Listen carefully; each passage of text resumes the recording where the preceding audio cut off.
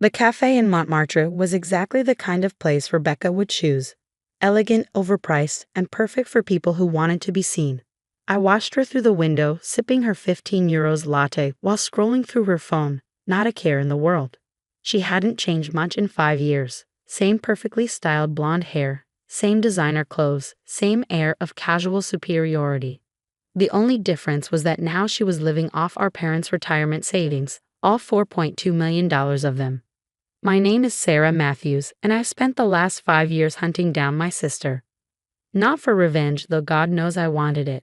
No, this was about justice, about making things right for our parents who now worked retail jobs in their 70s because their brilliant investment advisor daughter had cleaned up their accounts and disappeared. I checked my watch, 2:45 p.m. Right on schedule. Taking a deep breath, I adjusted my dark wig and sunglasses, picked up my designer handbag, a clever fake, and walked into the cafe. Bonjour, I said to the hostess in carefully practiced French. I'm meeting someone. Ah, there she is. I pointed to Rebecca's table by the window. Before the hostess could stop me, I walked over and sat down across from my sister. Rebecca looked up, annoyed at the intrusion, then froze as I removed my sunglasses. Hi, Bex, I said quietly, using her childhood nickname. Long time no see. The color drained from her face. Sarah? What? How did you find you? I smiled, though there was no warmth in it. That's an interesting story. Almost as interesting as how you managed to forge Mom and Dad's signatures on those transfer documents. She glanced toward the door, calculating. I could practically see the wheels turning in her head. Could she make a run for it? Create a scene? Call security? Don't bother, I said, opening my handbag and pulling out a manila envelope. Running won't help. Not this time. What do you want? She hissed, her perfectly manicured hands clenching around her coffee cup. Money? Is that it? Come to guilt-trip me into sharing. I laughed, the sound sharp enough to make heads turn at nearby tables. Money? You think that's why I spent 5 years tracking you down? No, Bex. I'm here because you destroyed our family, and now you're going to help me fix it. She leaned back, some of her old confidence returning. Or what? You'll tell the police? Go ahead. There's no proof I did anything wrong. The transfers were all legal, signed and notarized. I opened the envelope and slid out a stack of papers. Actually, that's where you're wrong. See, while you were living it up in Paris, I've been very, very busy. Her eyes flickered to the documents, then back to my face. What is this? This, I said, tapping the papers, is everything. Every forged document, every fake signature, every illegal transfer, and most importantly, proof of where the money went. Would you like to know how I found it all? She didn't answer, but I could see fear creeping into her eyes. It started with Dad's signature on the final transfer form. I continued. You were always good at forgery. Remember all those report cards you used to fake in high school? But you made one mistake. Dad's arthritis was acting up that week, and his signature would have been shakier than usual. Yours was perfect, too perfect. Rebecca's hand trembled as she reached for the papers, but I pulled them back. That got me thinking, what else had you faked? So I did some digging. A lot of digging. Did you know Mom kept all their old bank statements? Every single one, going back 20 years. It took months, but I compared every signature, every document, every transaction. You're bluffing, she whispered, but we both knew she didn't believe that. I pulled out my phone and opened a series of photos.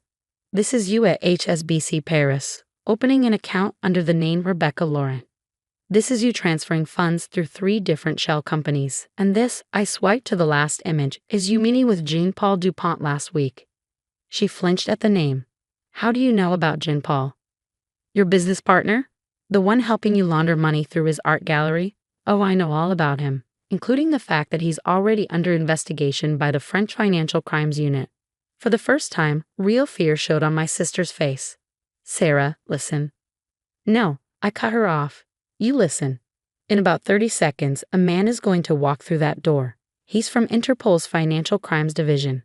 The only reason he's not already here is because I convinced him to give me a chance to talk to you first. She glanced at the door, panic rising in her eyes. But, I continued, there might be another option. If you're interested. Rebecca's eyes snapped back to me. What kind of option? I pulled out another envelope. The kind that keeps you out of prison. But trust me. Sister dear, you're not going to like it. The cafe door chimed as it opened. Rebecca's face went white as she saw the tall man in a dark suit walk in. Time's up, I said softly. What's it going to be? Rebecca's hand shot across the table, grabbing the second envelope. What do you want? She whispered urgently, eyes darting between me and the Interpol agent who was now speaking quietly with the hostess. I smiled, feeling a grim satisfaction at seeing my usually composed sister so rattled. It's quite simple, really. You're going to give the money back. All of it. She let out a strangled laugh. Simple? Sarah, I can't just. It's not that easy. The money's tied up in investments, properties. You in the art gallery, the townhouse in the 16th arrondissement, the Swiss bank accounts. I leaned forward. I told you, Bex, I know everything. The Interpol agent was slowly making his way through the cafe, apparently checking each table. We had maybe 2 minutes left.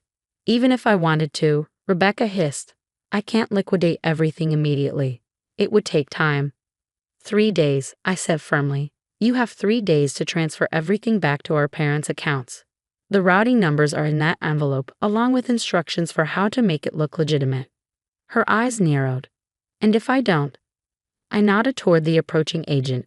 Then I stopped stalling him. Everything I've discovered goes to Interpol, the FBI, and the French authorities. You'll spend the next decade in prison, and Jean-Paul right along with you. You do that? To your own sister? My sister?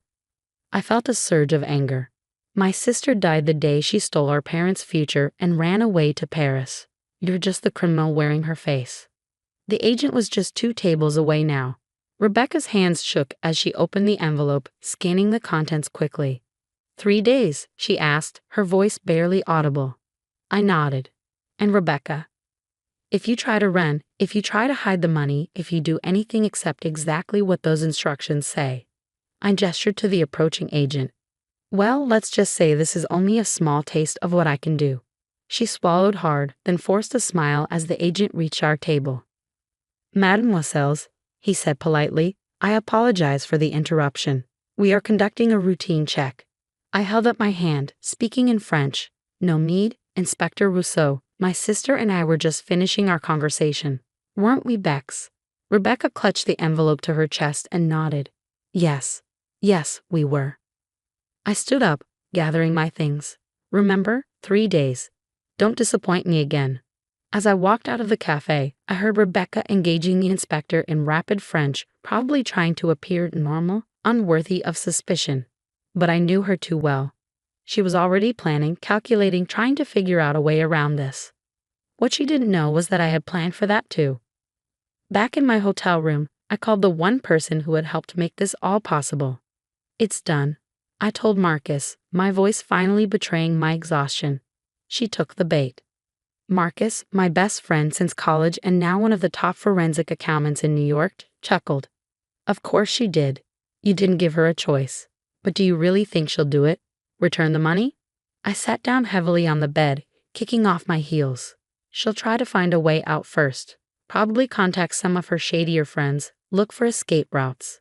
But when they fall through because we've already blocked them all, Marcus interjected. Right. When she realizes she's truly trapped, she'll follow the instructions. Rebecca's a survivor. She'll choose losing the money over losing her freedom. And the inspector? He play his part well? I smiled, remembering the look on Rebecca's face. Perfectly. She never suspected he was just an actor I hired. Having him there made everything else I said more credible. Speaking of credible, Marcus said, his tone turning serious. What about the real authorities? You know she's actually guilty of everything you accused her of. I know, I sighed. But prosecuting her wouldn't get our parents' money back. This way, if she cooperates, everyone wins. She stays out of jail, our parents get their retirement back, and I paused. And you what? And I can finally stop hunting her, stop letting her take up space in my head. After hanging up, I walked to the window. Paris sparkled in the evening light, the Eiffel Tower beginning to glow against the darkening sky. Somewhere out there, my sister was probably frantically trying to find a way to outsmart me. Let her try. I'd spent 5 years becoming an expert in financial crimes just to understand how she'd done it. I learned French, studied international banking laws, built a network of contacts in the financial world.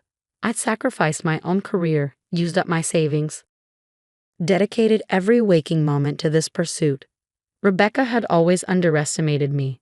To her, I was just the quiet younger sister who played by the rules. She never understood that playing by the rules had taught me exactly how to break them when necessary. My phone buzzed. A text from one of my contacts at the airport. Rebecca had just tried to book a flight to Singapore, only to find her passports, all three of them, mysteriously blacklisted. Another buzz, her attempt to wire money to a Cayman Islands account had been blocked. A third message, her call to Jean-Paul had gone straight to voicemail because he was currently in police custody on unrelated charges. Charges that would disappear once Rebecca returned our parents' money, though she didn't know that part yet. I smiled as the messages kept coming in. Every escape route closing, every backup plan failing. I'd spent 5 years building this cage around her, making it look like coincidence and bad luck rather than careful planning. By tomorrow, she'd realize she was trapped. By the day after, she'd understand that her only way out was through me. And on the third day, our parents would wake up to find their accounts restored, their futures secured. As for Rebecca, well, that would depend entirely on her next move. On the third morning, I sat in my hotel room watching the numbers on my laptop screen. 3 separate banking apps were open, each showing our parents' accounts. At exactly 9:00 a.m. Paris time, the first transfer came through, 1.2 million euros. My phone buzzed. A text from Marcus. It's starting. She's actually doing it.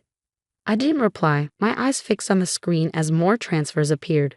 By 9:15, the total had reached 2.8 million euros. Rebecca was cutting it close. She had until noon to complete the transfers according to my instructions. At 11:30, my phone rang. Rebecca. I've done it, she said without preamble, her voice tight. Every cent. Are you happy now? I checked the final totals. $4.2 million, exactly what she'd stolen. You did what you had to do, nothing more. So that's it, she laughed bitterly. You've ruined everything I built here, and now you just walk away. Everything you built? I felt my careful control slipping. You built nothing, Rebecca. You stole from our parents, from the people who gave you everything. They're working at Walmart at 70 years old because of you. There was a long pause. I never meant for that to happen, she said quietly. I had debts, and then an opportunity came up, and I thought I could double their money, make everything right. Save it? I cut her off. I don't care about your excuses. The money's back where it belongs. That's all that matters. What am I supposed to do now? For the first time, she sounded scared. I have nothing left. You have exactly what you deserve, I replied. But since you complied with my demands, I'll keep my end of the bargain. The authorities won't hear about this from me. Sarah, wait. I hung up, cutting off whatever plea or manipulation she was about to attempt. 5 years of pursuit, of sacrifice and determination, and it ended with a simple phone call. My hands were shaking as I dialed another number, home. Hello, my mother's voice, tired from another early morning shift. Mom, you should check your bank account. What? Sarah, what are you talking about? Just look, Mom. Please. I heard shuffling, the clicking of a keyboard, then silence. Mom? A sob broke through the phone. Sarah, how, is this real? It's real, Mom, all of it. You and Dad can retire now. For real this time. But how did you? She stopped. Rebecca, you found her? Yes, I said simply. I found her. Where is she? Is she okay? Classic mom, still worried about her eldest daughter even after everything. She's fine. Better than she deserves to be, but she won't bother us again. After promising to explain everything when I got home, I hung up and walked to the window. Paris was bright and clear, the morning sun glinting off the buildings. Somewhere out there, my sister was probably already planning her next move, figuring out how to rebuild. That was who she was, always moving forward, never looking back at the damage she left behind. But this time, she'd be doing it without our parents' money, without the safety net she'd stolen. My phone buzzed again. Marcus, you did it. It's really over.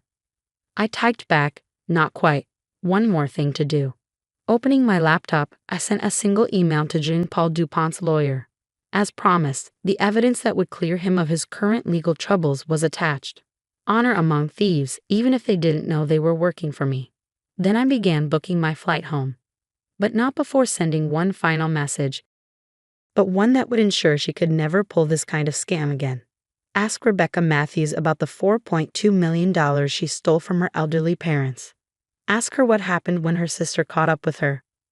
Petty, maybe, but sometimes justice needs a little help spreading the word.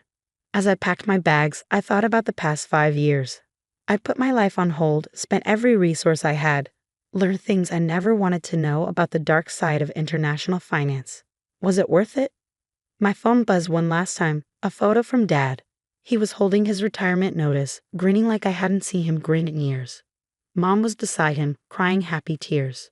Yeah, it was worth it. That evening, as my plane took off from Charles de Gaulle Airport, I looked down at the city where my sister had hidden for so long. Paris would recover from Rebecca Matthews. Cities always do. Just like our family would recover, stronger now that the wound had been cleaned and bandaged. I thought about Rebecca, probably already working on her next reinvention. Part of me wondered if I should feel guilty about taking everything from her. But then I remembered our parents working doubles at minimum wage jobs because their daughter had stolen their dreams. No, I decided. Rebecca had made her choices. Now she had to live with the consequences. As for me, I had a family to go home to and a life to restart. 5 years of obsession and pursuit had changed me, taught me things about myself I never knew. I was stronger than I'd thought, more capable than anyone, including Rebecca, had ever given me credit for. My phone buzzed one last time as we reached cruising altitude, a text from an unknown number. "This isn't over, little sister." I smiled, typing back, "Yes, Rebecca, it is. And if you ever try anything like this again, remember, I'll find you. I'll always find you."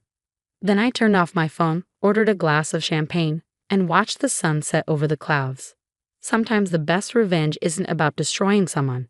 It's about protecting the people they tried to hurt. Our parents had their future back. Rebecca had her consequence. And me? I had my peace.